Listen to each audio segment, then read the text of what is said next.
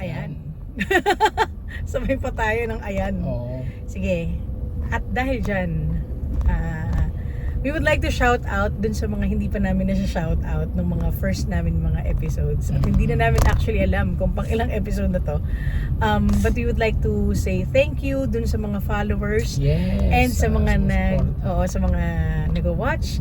And shout out to Bro Jeff Ordonez, Bro Mars Pamisa, Bro Ron and Nix Guhel, mga inaanak namin. Yan. And sa lahat pa po ng mga sumusubaybay at mga hindi nagpapakilala pero nanonood, thank you so much. Yes. Ayan. So, Hello sa inyo. Oo, hello sa inyo. And kung meron po kayong gustong pag-usapan, please follow, like, subscribe, and comment down below. Yes. So, ano ba ang topic natin for today or this afternoon? Ano bang gusto mong pag-usapan? Yan. So, Diba?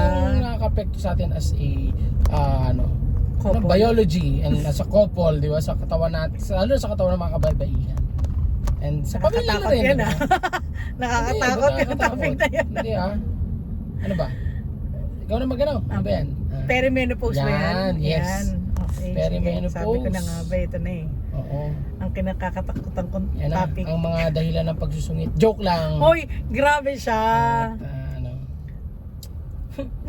Sige, okay. Ayan na, So, game. ayan na, blame it on perimenopause ba to? Kala ko blame it on the rain. So, okay. I started feeling, actually, di ko pa alam na experiencing, perimenopause. Naya pala yun. Oo, kasi after ng COVID, nagkaroon ako ng very long COVID na pabalik-balik siya. So, I didn't know that it was perimenopause, but nag-miss out ako on my period. Actually, isang beses lang ako nag-miss out. So, akala ko pa nga noon. Kalo namin, oo. Ako, masusundan yung anak namin. So, Oo. basically, So, medyo nakakatakot. Kasi, nakakatakot talaga. Ito, back to zero na naman to. Yari. ano na to, long sleepless nights again, di ba? So, at saka yung hindi ka na naman mapapakali sa sa pagtulog dahil may iiyak na bata and all. Pero when I tested kung buntis ba ako or hindi, it was negative.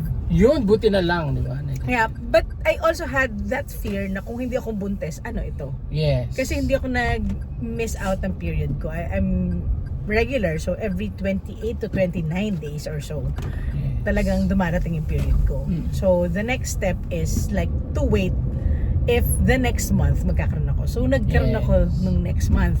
And that month, until maka-isang buong taon halos, dire-diretso siya. Oo. Dire-diretso siya, di ba? Grabe yun, oo. And because I thought it would just stop, I waited for it to stop. Hindi kami kaagad nagpatingin sa doktor. Kala namin lang dapat pala pinatingin ng agad natin. Pero it was like parang 6 months or so pa. Yes. So humihina naman siya pero hindi siya tumitigil. Okay? So yun yung parang tapos I was naglo-low blood na ako, kailangan ko na ng iron. Tagal na eh. Tagal na. Mag-best friends na lang kami ng asawa ko. Natawa ko doon Oo nga, magkaibigan na lang tayo, joke. Bumalik kami as best friends, di ba? So anyway, without further details, natawa ka, di ba? Yes. Without further details, para kaming bumalik as best friends, di ba? And we started parang having thoughts about baka may sakit na nga ako kasi yun, tuloy-tuloy na siya. That is something out of the ordinary. Yes. So I went to see an OB-GYN. Yan. And then I was requested to parang observe muna, parang mag-pills muna for like 6 months. Kaya siya nagpatuloy ng parang nag-prolong siya ng 1 year. But after my pills, patuloy pa rin siya, di ba? Yes. So more than a year na or so na heavy yung period ko. And then nag-recommend na yung OB ko na raspa. DNC. Raspa. DNC. Yes. Oo. So it's a process wherein nililinis yung ating uterus kasi after so many lab nakita na yung uterus ko as a Lining. thick lining. Yes. Mm. And also, I had also PCOS na pala because my left ovary has a cyst. Not cancerous though.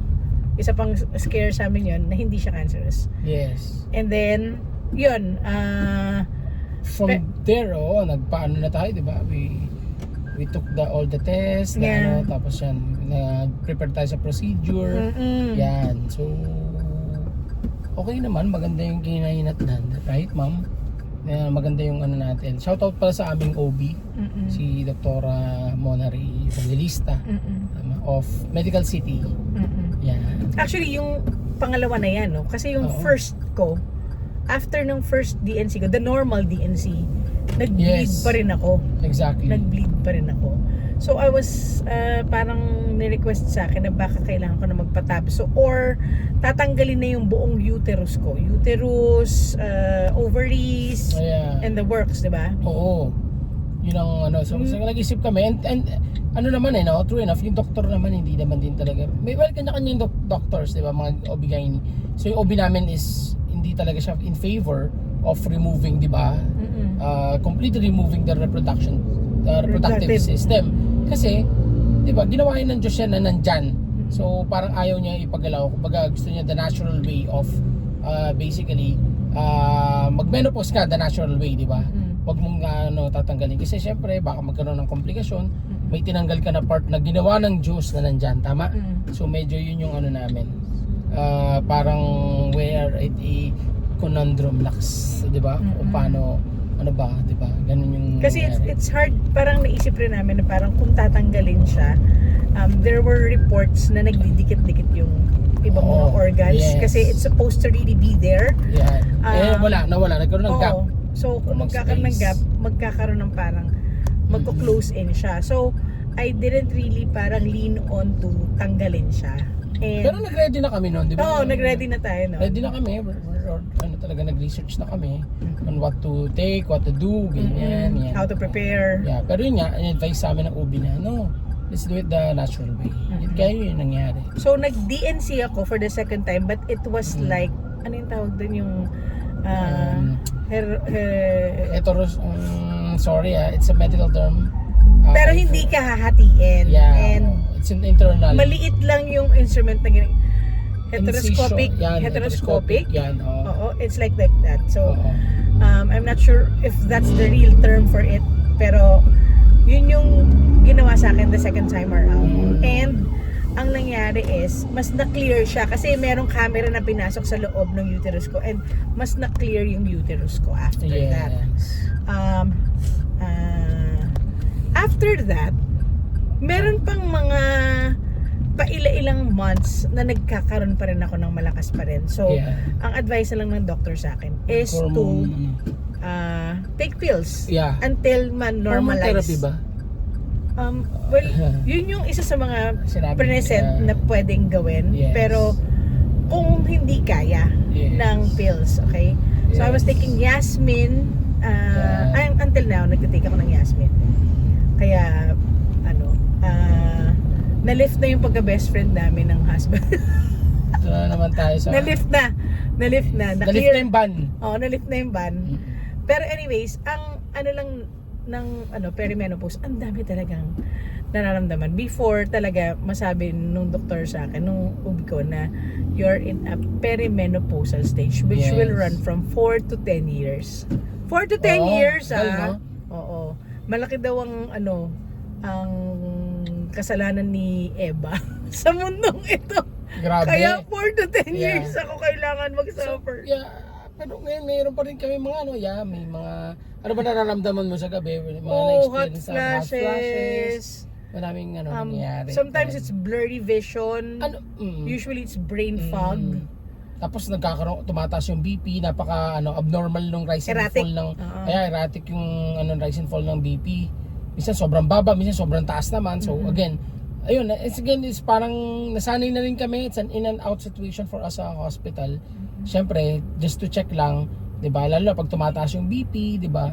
Kahit ano naman. So basically, feeling ko yun nga yung nagiging ano namin, nagiging parang hindi naman struggle experience namin with perimenopause. Lahat affected pati BP and lalo na And yan. moods. Mood swings. Sorry. Yan. Oo. So ganun lang. There will be a lot of times na Mm. kahit na mga maliliit na bagay, natitrigger ako. And Yeah. I'm not like that ha. Normally, I'm not like that. Parang nasobrahan ka sa kape. Parang ganun. Yan, mainit ang ulo. So Oo. yun. 'Di ba? I mean, And may at least meron akong heads up sa family ko, sa husband ko and sa dalawa naming daughters na parang, guys, I'm going through a lot of change Yeah. right now and I need your support and understanding. feeling ko a lot of ano din, maganda rin yan nagkakausap tayo, may mga certain adjustments. 'Di ba? Certain understanding yan, importante yan. Oo. And patience with each other or being patient with each other. And Yeah. mind you, not a lot of couples, parang kaya namin ito pinag-usapan kasi wala namang heads up na, oy, when you're like 40ish Yes, or 40s, yeah. oo, magdadaan kayong dalawa. Hindi lang kasi tayo ang nagdadaan doon, mga girls or mga mommies, pati yung mga pamilya natin and yung mga Yeah. asawa natin, they have to go through it with us kasi, well, sa mga lalaki meron namang adipose, di ba? And baka nagsasabay din yun. Adipose is ano din sa kanila, hormonal change din sa kanila. Yeah. So nagkakaroon rin sila ng mga yun, mood swings din, mostly mood swings at saka anger pangs. Tapos bumababa yung Hindi sugar. hunger, anger pangs. Oo, So, bumababa yung sugar, yan nila. pa. Oo. Ako rin, nagpa-fluctuate yung sugar ko. And Kasi both tayo, yeah. And I think yun nga, part ng ano yun. Well, ganun talaga di ba? That's life, that's biology. So really, you cannot really fight it. I mean, what you can do is to adjust, di ba? Basically, adjust on it, di ba? Plan for it, prepare for it. totoo, yan. totoo. Yan yung ano, hindi naman pwedeng uy, wag ka mag-pairing ngayon, no, you cannot. It's Actually, part of come to think of it, being human.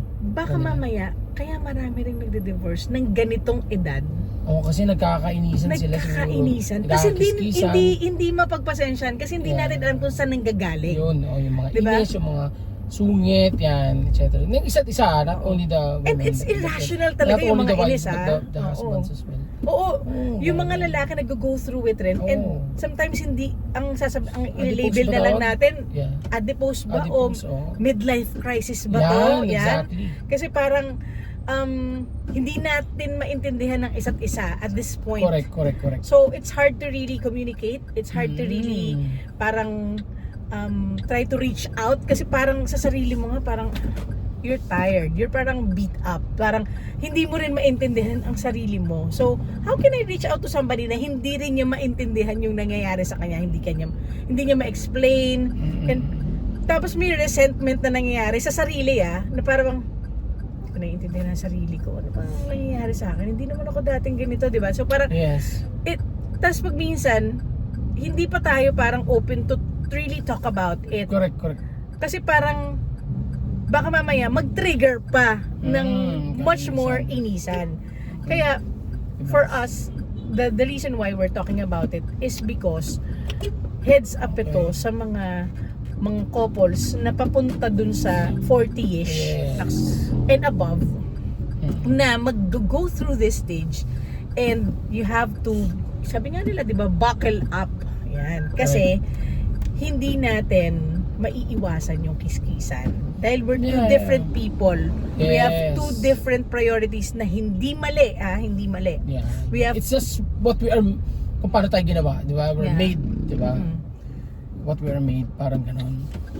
so, yun lang. Isang heads up ito na pag, ano bang ginagawa natin pag nagkakainitan ng tanang ulo? I think, syempre, ano muna tayo. Palamig muna tayo, di ba? I mean, hindi muna magsama. Meaning, sa bahay, I go to I call it my man cave or the dungeon. So, yun lang. Then, He plays his games and I watch funny, light-hearted, hindi to plugging any streaming naman, but usually right yun now yung mga I find adjustments. musical Netflix yung My Extraordinary playlist. You should watch it, mga mommies. Yan. Yun, siguro maganda rin talaga na may iba kang pinagkakaabalahan, right? So when push comes to shove, ika nga ano talaga, ayusin mo. I mean, pupunta ka dun sa ano mo na pwede mong para to cool off to ano, di ba? Yun, ako games and ano, I think para lang to, yeah. isa sa mga nakaka-help sa aming Set. mag-asawa to understand ourselves is by way of serving sa community. Kasi Ayan, isa pa yan. Nakatulong ang community. kung hindi mo naiintindihan ang sarili mo, you need to find purpose, you need to find parang an outlet. Yes, And you need to find also a way to reach out to others, reach out to God, 'di ba? Kasi Correct. relationship with God will be yung ano niya kumbaga foundation ninyo sa relationship ninyo Correct. as mag-asawa. It's hard na kung wala kayong kinakapitan na mas kumbaga sa hard topsoil, kumbaga 'di ba? Yan si Lord eh. Kailangan mo ng ano, Baka- foundation Oo. na maganda talaga na para which the community can bring, right?